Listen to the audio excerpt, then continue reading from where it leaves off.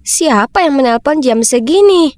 Orla, kakakmu akan menikah akhir pekan ini. Jadwalkan untuk datang. Saudariku Rowan akan mengadakan apa sekarang? Dia belum pernah berkencan dan baru berusia 19 tahun. Apa kau masih mendengarkan, Orla? Tentu saja kau sudah punya pacar sekarang, jadi ajaklah dia. Pacar?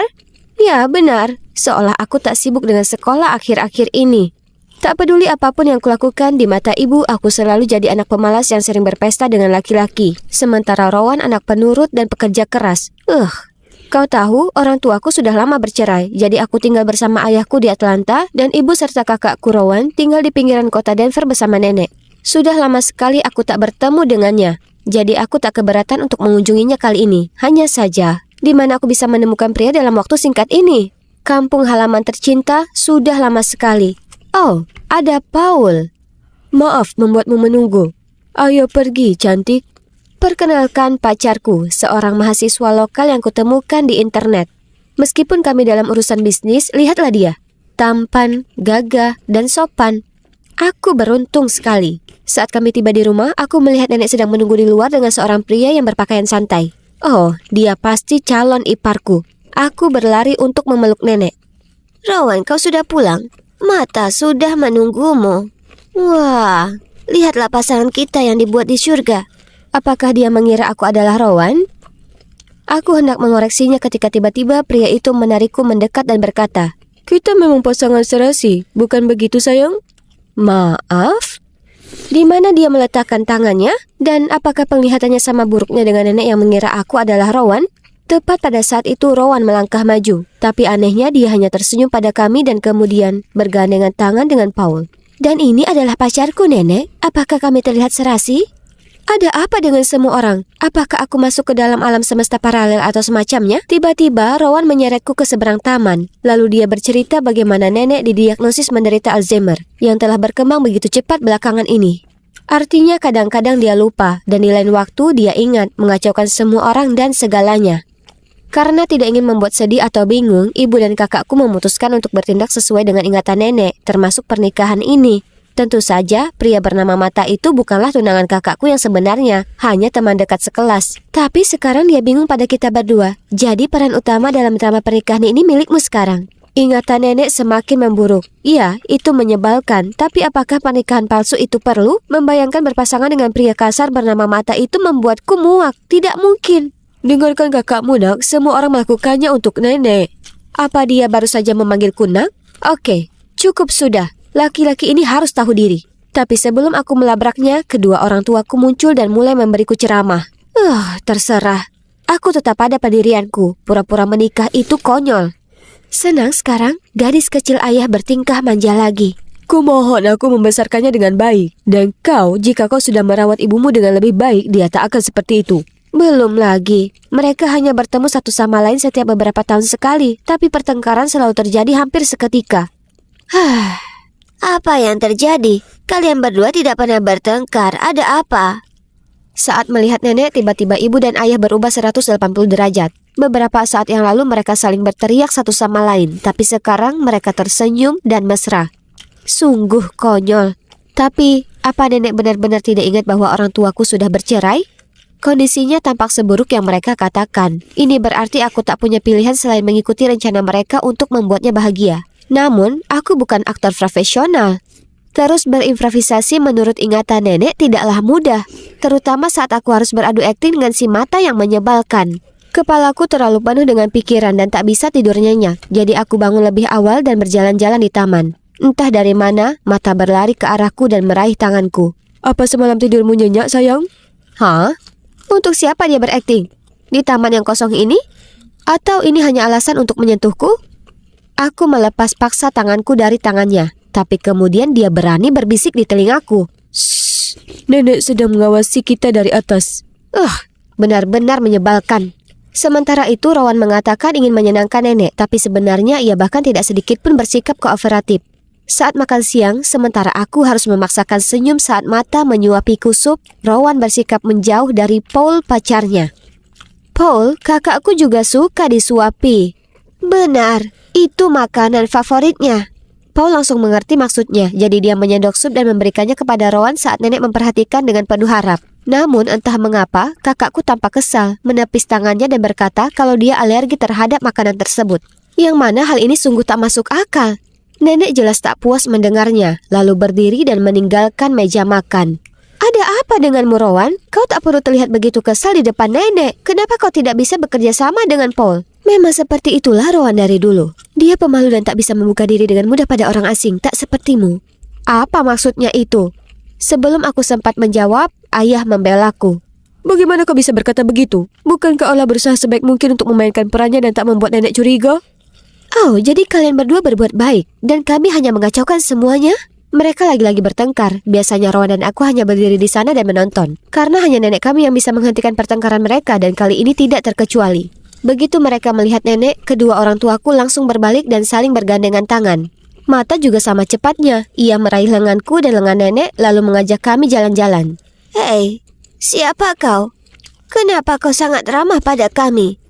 Ya ampun, baru beberapa detik yang lalu dan ingatannya tentang Mata sudah lenyap. Aku langsung bilang kalau aku dan Mata kuliah di kampus yang sama dan dia mengunjungiku. Aku pikir itu sudah cukup, tapi tidak. Berbicara tentang kampus, dia langsung bertanya mengapa kami ada di rumah saat seharusnya kami berada di kampus. Seluruh keluargaku terdiam mendengar reaksinya. Orang tuaku menyebutkan tentang pernikahan untuk melihat apakah dia ingat sesuatu. Tapi dia langsung marah. Bagaimana bisa kalian bicara soal pernikahan saat kedua cucuku masih usia sekolah? Apa kalian berdua sudah gila? Jadi keesokan paginya, aku harus pergi ke kampus bersama Rowan. Namun yang menjadi masalah adalah kami harus naik sepeda kecil berwarna merah muda ini bersama-sama sesuai perintah nenek. Ini memalukan, tapi bagaimana kami bisa menolaknya? Dia hanya mengingat kenangan lama. Jadi, aku berkeliaran di sekitar sini sepanjang hari menunggu Mata dan Rowan menyelesaikan kuliah mereka. Tiba-tiba aku melihat Paul bersama beberapa gadis. Hei, apa yang kau lakukan di sini? Oh, Orla. Aku cuma memberi arahan kepada para mahasiswa baru ini. Sebenarnya, aku sedang menunggu untuk menjemput kakakmu. Wow, sepertinya Paul benar-benar naksir Rowan. Aku harus memberitahu kakakku yang pemalu itu untuk memanfaatkan kesempatan ini. Aku mengajak Paul ke ruang kuliah tepat saat kelas selesai, lalu mendorong Rowan ke arahnya, mengucapkan selamat bersenang-senang, dan segera menarik Mata untuk memberi ruang bagi pasangan itu. Akhirnya, aku bisa pulang ke rumah. Tapi, saat kami sampai di gerbang kampus, kami melihat ayah membantu nenek menuju ke sini. Melihat wajahku yang pucat, ayah segera menjelaskan bahwa nenek mengira hari ini adalah hari pertamaku masuk kuliah. Jadi dia bersikeras untuk menjemput kami. Ya ampun, sudah cukup buruk datang ke sini dengan sepeda merah muda kecil. Aku menolak keras untuk dijemput ayah dan nenek. Aku bukan anak TK. Aku ditugaskan untuk membersihkan lapangan sepak bola. Giliranku bertugas hari ini. Jangan tunggu aku. Oh, begitu. Santai saja, aku akan melihat-lihat sebentar. Aku menatap Mata berharap dia punya ide untuk mengeluarkanku dari situasi ini. Tapi dia hanya menyeringai dan mengambil sapu dariku. Ayo kita bersihkan tempat ini. Aku hanya akan pura-pura membersihkan sedikit. Tapi ternyata nenek adalah pengawas paling jeli yang pernah ada. Oh lah, ada sampah di sana. Lihat lebih dekat sayang, ada daun kering di pojokan. Lalu, kau harus mengelap noda-noda ini dengan kain basah. Begitu dia pergi, aku berbaring di lapangan, terengah-engah karena kelelahan. Apa kau tidak lelah? Ya ampun, aku sudah kehabisan tenaga. Tak bisa membayangkan jika itu terjadi padaku saat seusia nenek. Kasihan dia, menakutkan sekali kalau suatu hari nanti lupa dengan keluarga. Kelahiran, penuaan, penyakit, kematian, ini adalah hal-hal yang tidak bisa kita ubah. Orla, tapi satu yang bisa kita lakukan adalah menghargai setiap momen bersama orang-orang yang kita cintai karena saat-saat ini sangat istimewa. Aku sangat salah ketika pada awalnya aku menganggap Mata sebagai orang yang tidak sopan dan menyebalkan. Pemikirannya yang mendalam membuatku merasa cukup nyaman untuk mencurahkan isi hatiku tentang keluargaku. Mengapa orang tuaku bercerai, mengapa aku tak mengunjungi nenek sesering yang seharusnya, dan semua pertengkaran dengan saudara perempuanku Rowan. Kami berbicara banyak hal dan rasanya seperti sudah saling mengenal lama. Malam itu aku terus berbalik, berguling dan tak bisa berhenti memikirkan bagaimana Mata dengan rajin membantuku bersih-bersih. Tentang percakapan kami di sore hari, dan cara dia membantuku berdiri. Oh, apa yang salah denganku? Tak bisa dipungkiri bahwa sisi ini dari dirinya sangat menarik. Tapi ada satu masalah, saat kami akan pergi dia berkata padaku, "Sampai jumpa besok, Rowan." Iya, Rowan. Bagaimana dia bisa? Apa karena semua tindakan di depan nenekku membuatnya bingung? Atau karena dia selalu ada di pikirannya? Sudahlah, itu bukan urusanku. Hari berikutnya aku bosan berjalan-jalan di kampus, jadi aku pergi ke kelas bersama Rowan dan Mata. Rowan benar, mereka tampak sangat dekat. Selama pelajaran, keduanya mendengarkan dosen dengan penuh perhatian, kemudian berdiskusi satu sama lain. Mata juga dengan sabar menjelaskan bagian yang tak dimengerti oleh Rowan. Kita makan apa siang nanti? Apa yang enak di kantin? Kau akan mengambil mata kuliah ini juga tahun depan, jadi fokuslah.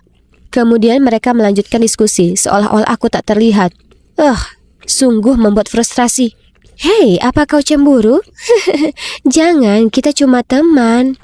Kenapa dia berkata begitu? Cemburu? Itu konyol. Masih cemberut? Bagaimana kalau kita pergi ke bioskop malam ini? Aku akan membantu kalian berdua. Dan disinilah kita. Sesuai rencana, aku akan duduk di sebelah Mata, sementara Rowan akan bersama Paul. Terdengar bagus? Namun, ketika Rowan hendak duduk di sebelah Paul, Mata langsung mengambil tempat duduk itu. Jadi, dia tidak ingin duduk di sebelahku atau dia tidak ingin Rowan bersama Paul? Apapun alasannya, dia jelas tidak punya perasaan padaku. Begitu film selesai, aku bergegas keluar dari sana hanya untuk melihat pemandangan yang tidak asing. Nenek dan ayah lagi. Dia mulai mengomel dan bersikeras mengantarku pulang. Kenapa kau masih di luar jam segini, Rowan? Masih banyak yang harus dipersiapkan untuk pernikahan. Sekarang pernikahannya kembali? Ya ampun, kau juga. Seorang calon pengantin pria seharusnya tidak bermain-main seperti ini. Paul, mengapa kau tidak memasangkan aku dengan Mata seperti sebelumnya, Nenek? Setelah semuanya, kami kembali ke pasangan semula. Aku dengan Paul, Mata dengan Rowan. Ya, ini hanya pernikahan palsu. Jadi tidak masalah dengan siapa aku menikah, bukan? Tapi mengapa ada perasaan yang mengganjal? Kemudian, seolah nenek punya telepati untuk mendengar keinginanku, tepat sebelum upacara dimulai, ingatannya tiba-tiba berubah lagi. Apa yang kau lakukan duduk di sini? Sudah waktunya, naiklah ke sana. Nenek menarik Mata ke altar dan menyuruh Paul, pengantin pria, untuk minggir. Oh, betapa manisnya. Setelah itu, semua terasa seperti mimpi. Aku berjalan di altar, Mata memandangku dengan lembut dan dengan tulus mengucapkan sumpahnya. Aktingnya sempurna, sementara aku gemetar karena gugup. Menyadari hal ini, dia dengan lembut memegang tanganku untuk menenangkanku. Aku bersedia. Kerumunan riuh bertepuk tangan dan di antara mereka, aku melihat wajah bahagia nenek. Meskipun momen ini sangat menyenangkan, aku tak lupa dengan misi penting lainnya, yaitu membantu kakak perempuanku mendapatkan pacar. Jadi aku melemparkan buket bunga ke arah Rowan dan mengedipkan mata pada Paul. Tapi anehnya, dia tidak terlihat senang dengan hal ini. Malam itu, setelah semua tamu pulang, aku mencari Mata. Jujur, aku sangat ingin tahu apakah dia merasakan hal yang sama denganku. Dia ada di sana, tapi mengapa terlihat begitu gelisah? Aku hendak memanggilnya, ketika tiba-tiba dia berlari dan meninju. Paul! Berulang kali. Kau brengsek, menjauhlah dari Rowan, paham? Apa yang terjadi? Mereka berkelahi karena Rowan? Jadi Mata memang pura-pura saat upacara? Dia menyukai Rowan, bukan aku. Bukankah kau bilang kau hanya berteman dengan Mata? Ada apa dengan semua ini? Teman tidak cemburu ketika orang lain menggodamu. Online ini tidak seperti yang kau pikirkan. Aku tahu, dia pikir dia bisa mempermainkanku lagi. Aku berbalik dan hendak mengejar Paul untuk memeriksanya, tapi tangan seseorang menarik tanganku. Itu Mata. Paul tak sebaik yang kau pikirkan. Ternyata alasan mengapa Rowan merasa canggung di dekat Paul adalah karena Paul selalu berusaha menyentuhnya. Belum lagi para gadis di media sosial menyebutnya pria yang hanya memanfaatkan mereka dan berselingkuh. Mata dan Rowan tahu itu semua, tapi mereka coba bertahan hingga pernikahan. Namun dia terus melewati batas. Jadi hari ini Mata memutuskan untuk memberinya pelajaran. Jadi tindakanku di bioskop hari itu dan barusan adalah untuk melindungi temanku, bukan karena aku cemburu. Aku tak tahu dia melakukan begitu banyak hal untuk keluargaku. Olah, kenapa kau di sini? Bukankah ini masih tahun ajaran? Dan juga orang tuamu sangat aneh. Kenapa mereka berbaikan satu sama lain? Oh, dia memanggilku dengan namaku. Dia bahkan bertanya siapa Mata. Ingatannya sepertinya sudah kembali dengan sempurna. Dengan pikiran bahwa nenek kita sudah sembuh, Rowan segera menelpon orang tua kami. Kami sangat bahagia berpikir sebuah keajaiban telah terjadi. Tapi kemudian dokter menghancurkan kebahagiaan baru kami dengan mengatakan kalau itu adalah fenomena yang disebut terminal lucidity, yang berarti nenek kami tidak memiliki banyak waktu lagi. Tak satupun dari kami yang ingin percaya. Tapi tak ada yang bisa kami lakukan selain memanfaatkan sisa waktu berharga bersamanya. Aku juga memutuskan untuk menunda kuliah dan tinggal bersama nenek selama hari-hari terakhirnya. Setiap pagi kami berjalan-jalan bersama sambil aku mendengarkan cerita-ceritanya tentang masa lalu dan kemudian berbagi beberapa kenangan terindahku dengannya. Ibu dan ayah masih bertengkar dan kemudian berdamai. Beberapa hal memang tidak pernah berubah. Tapi Rowan dan aku semakin akrab. Ternyata kami punya lebih banyak kesamaan daripada yang kami sadari. Dan Mata, dia masih datang mengunjungi nenek. Lalu, suatu hari saat Mata sedang berpamitan denganku, tiba-tiba nenek berteriak keras. Kau pikir kau mau kemana? Masih banyak yang harus dipersiapkan. Kau kira pernikahan ini hanya lelucon atau apa? Pernikahan lagi?